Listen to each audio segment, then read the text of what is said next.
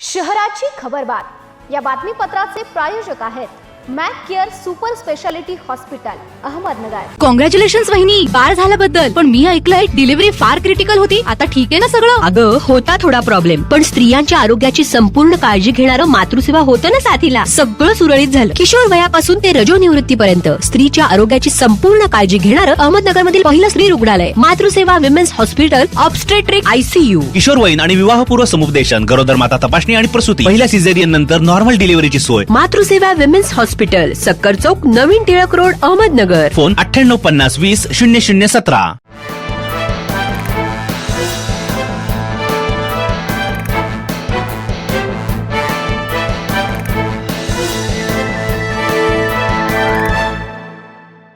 नमस्कार, मी साक्षी, न्यूज 24 सह्याद्रीमध्ये तुमचं स्वागत। पाहूया अहिल्यानगर शहरातील महत्त्वपूर्ण बातम्यांचा आढावा शहराची खबरबातमध्ये। राज्यातील सरकारी, निमसरकारी कर्मचारी, शिक्षक व शिक्षकेतर कर्मचारी आपल्या विविध प्रलंबित मागण्यांसाठी मंगळवारपासून बेमुदत संपावर गेलात।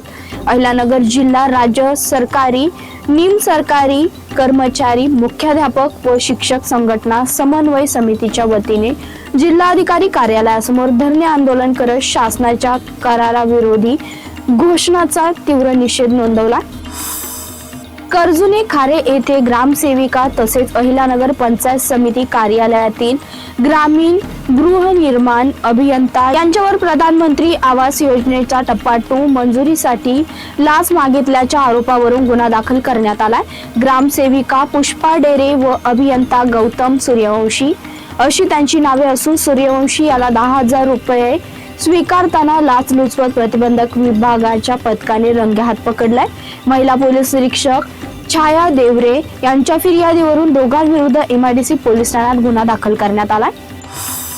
प्रधानमंत्री आवास योजनेअंतर्गत घरकुलाच्या अनुदानाचा दुसरा हप्ता मंजूर करण्यासाठी 10,000ची लाच मागितल्याच्या आरोपावरून ग्रामसेविका तसेच कंत्राटी इंजिनियरवर MIDC पोलीस ठाण्यात गुन्हा दाखल करण्यात आलाय। त्यातील कंत्राटी इंजिनियरला लाच स्वीकारताना लाचलुचपत प्रतिबंधक विभागाच्या पथकाने रंगेहात पकडलाय। ही कारवाई सोमवारी निमगाव घाणा रस्त्यावर सायंकाळी उशिरा झाली। जलसंपदा विभागाच्या वतीने पुण्यश्लोक अहिल्यादेवी होळकर यांच्या जन्मदिनानिमित्त शताब्दी वर्षाचे औचित्य साधून गोदा ते नर्मदा पुण्यश्लोक अहिल्यादेवी होळकर जलयात्रेचे 25 ते 29 एप्रिल दरम्यान आयोजन करण्यात आलं। जलसंवर्धन आणि जल व्यवस्थापनाचा संदेश देण्यासाठी श्री क्षेत्र चौंडी आणि श्री क्षेत्र त्र्यंबकेश्वर येथून 25 एप्रिल रोजी एकाच वेळी सुरू होणाऱ्या यात्रेचा समारोप मध्य प्रदेशातील श्री क्षेत्र हरेश्वर येथे होणार असल्याचं जलसंपदा मंत्री तथा पालकमंत्री राधाकृष्ण विखे पाटील यांनी सांगितलं। शहरात मोकाट कुत्र्याचा प्रश्न पुन्हा एकदा ऐरणीवर आलाय।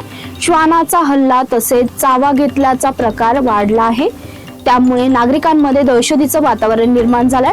शहरात 25,000 मोकाट कुत्री असल्याचा दावा महानगरपालिका प्रशासनाने काही वर्षांपूर्वी केला होता। आता या संख्येत मोठी वाढ झाली आहे। दरम्यान कुत्र्याच्या निर्बीजीकरणाचे काम देखील काही वर्षांपासून बंद आहे। यापूर्वी सुमारे 12,000 कुत्र्यांचे निर्बीजीकरण केले असल्याचा दावा महापालिका प्रशासनाने केला। विशेष म्हणजे या निर्बीजीकरणावर तब्बल 1,17,00,000 रुपयांचा खर्चही झाला। शहराची खबरबातमध्ये इथे संपतोय। तुम्ही पाहता न्यूज 24 सह्याद्री।